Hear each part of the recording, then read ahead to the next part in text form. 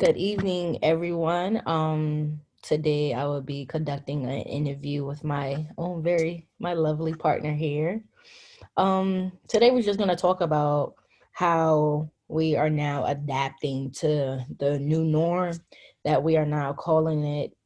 Being in this pandemic here, going about our everyday lives and how we have adapted to our actual normal lives. So, my first question for you is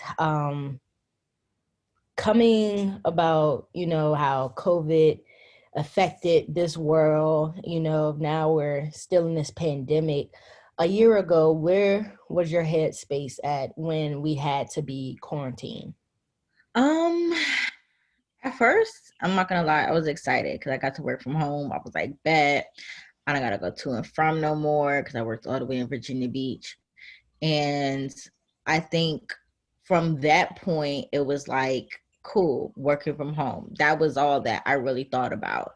I really didn't think of the aspect of everything else in life kind of shutting down, not being able to go anywhere, not being able to really like have a normalcy when trying to go to Walmart, because Walmarts were trying to regulate the amount of people going in and out, knowing it's such a really prominent part of everybody shopping in this area, especially for Virginia. Walmart is that number one, and then all the others. So having that running out of stuff and not being able to know when you're going to be able to replenish it because everybody's going off the hinges and buying things that they don't need to buy in such bulk. So I think a year ago I went from excited to be able to work from home to the dreadful aspect of, dang, like another day. I didn't get that work life balance even more because I really didn't have it before. But if I didn't before, I definitely didn't have it now because my work was at home. Like my problems at work, I would just close my laptop, but it's still there. I didn't have that hour-long drive from Virginia Beach now to get my mind together to, reset and get ready to go home and do the things that I needed to handle at home. I didn't have that anymore. So a year ago, I definitely went through a downward spiral in terms of mindset of excitement, working from home to, okay, I'm losing my mind. I felt like I was losing my mind after a while because for me, it became this repetition. Oh Mm, my gosh. I just felt like I was in a vicious cycle every single day. yeah, Wake up, open your laptop, do your work, close it. Before you know it, it's time to go to bed and you're doing it all over again. Like I right. enjoy that So at with all. so with that being said, now fast forwarding a little bit, how did you manage working from home and going about your everyday life? Like, did you get out? How about grocery shopping or shopping? Especially now, travel, knowing that we can't travel. Um That's a good question because like it was something that I really didn't think about. I think managing working from home now, like the best times that I've had were, me moving apartments and stuff, because that was probably the most adventurous time that, I probably had during this Yeah. last year and a half going on now, So I think for me, you know, I definitely felt the effect of not being able to travel because, I travel a lot every summer, going places, having fun, and being able to do those things just as, you take for granted those things Yeah. because it really is that reset that you need in order to go about your everyday life. Like I've never been more sick of work in my life because I just feel like I'm trapped, you Right. know. So now working from home, it's like, okay, we're hitting the summer. We are getting some normalcy back in terms of being able to do a little bit more. So, going out to eat a little bit more than we probably would before because it's the one time where, you can be away from people and in your own little bubble still, but still not in your own four walls. Um, I'm not doing clubs and all that stuff. Like people are opening back up certain little things and I'm not for it. It's not worth it.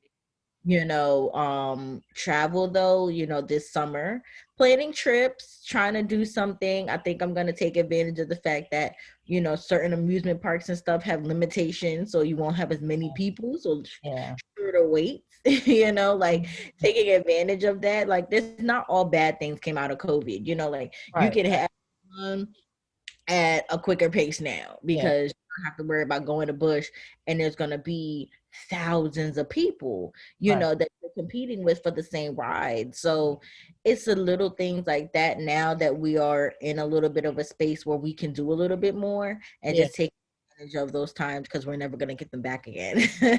Because whenever it opens back up, we're just gonna be standing. You're gonna have to make day long trips just to have fun because you are gonna be with a million of other people, and maybe it may get to the point where we never get like that again.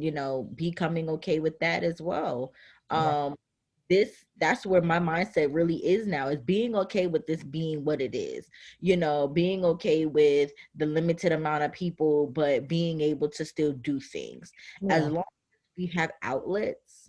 I think I'm okay. Like, I'm happier now that we have some outlets to be able to not like have to be within ourselves all the time, because Mhm. being at home all day every day, I liked it before because I had such a busy life. Like, I Yeah. enjoy being at home in my own space. But now it's just like, okay, this is all I know. I need something else. So I'm looking forward to doing a little bit more. I'm definitely looking forward to doing a little bit more. Okay. But lastly, not least, knowing we're cutting short of a bit time, my last question for you is, now, a year later, how have you adapted, knowing working from home, trying to, now going out to eat a little bit, and now we have this, well, it's not a new thing, but a lot of people is getting vaccinated now. How do you feel about that shot? Like, do you want to take it, or is there no need to take it? Because I know before, when COVID was coming around, everybody was comparing it to the flu. Almost, they didn't really know if it was a COVID or is this flu-like symptoms. Get tested for COVID, you don't have COVID, but what are we sick with? So how is that, like, what are your thoughts about this vaccination going on? So in terms of adapting, I think I've adapted pretty well now. You Hmm. know, um, we moved into a bigger place, so the more space you have, the less you feel like you're on top of yourself. Right. Um, that definitely added to it. The more openness of the townhome, which I live now, right? Hmm. So that definitely helped my adaptation of being able to feel like I wasn't being suffocated inside my walls because Hmm. everything was just there. In terms of the vaccination, I think those who have their reasons for getting it are 100% justified, and those who don't want to get it, I understand as well. Me, I'm on the fence.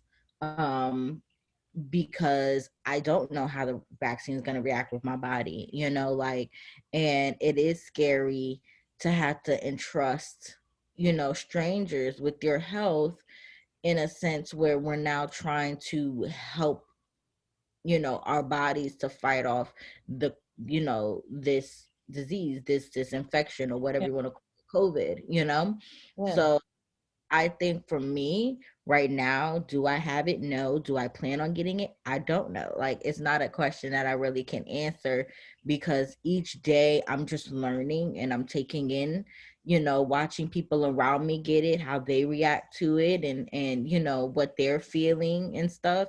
And just being able to know that I'm going to make the best decision for me and my family. I don't have the greatest immune system. I can get sick really easily. That's why I kind of stay to myself inside of the house, and even if I do decide to get vaccinated, I'm not about to be out here wilding. Vaccination isn't a cure for everything. A Right. vaccination is literally a protectant so that you don't have um as bad of a reaction, god forbid you come in contact with it, or a reaction at all. So it's still about being safe. It's still about making sure you're taking care of yourself. So I'm adapting a lot better, and Eventually I'll determine if it's like, yeah, I'll get the shot, this just go around, definitely not Johnson and Johnson. Um, if I do get it, I'm leaning more towards Pfizer, but I don't 100% know. I'm probably like 50-50 right I love it. I now. love it. I'm just like, the days that because there's days where I'm like, okay, let me just do it. And if something happens, I'm like, oh, okay. Mm. So every day a new kind of determination, and hopefully by, you know, before the summer gets out, I'll definitely have that understanding of where I need to be and what is meant for me, Yeah. but I don't knock anybody who does it, because that's their way of protecting themselves. Like if they feel like it's necessary, do it, go Mm. for it. And those who don't want to be vaccinated, that's okay too, but please be safe. You're But right. be regardless if you're vaccinated or not. Just be safe, because you could still be a carrier and give it to somebody. And though the effects may not be as bad, you're still getting someone sick. Be safe and not Yeah. stupid. That's it. Yeah. Yeah. But I thank you for your time today answering all the questions due to COVID, where a year ago where you came from and now we're here. We're here. It's definitely a big difference. It's definitely a huge change in our community, in our environment, in the whole world, knowing all the way on the east or far east from where China is and how it has affected the United States as a whole, and knowing RIP to the people who were lost, due to COVID, to the people who really have lost their minds and definitely are not in a good state right now, take a moment for that. And it can be hard, due to lost jobs, homes, careers, and loved ones out here that we truly do love and that's dearest to our heart. So I just thank you for your time that you spent with me. Thank you for your time, and I do appreciate it. And you have a nice, lovely day. Have a great day too. Bye. Bye.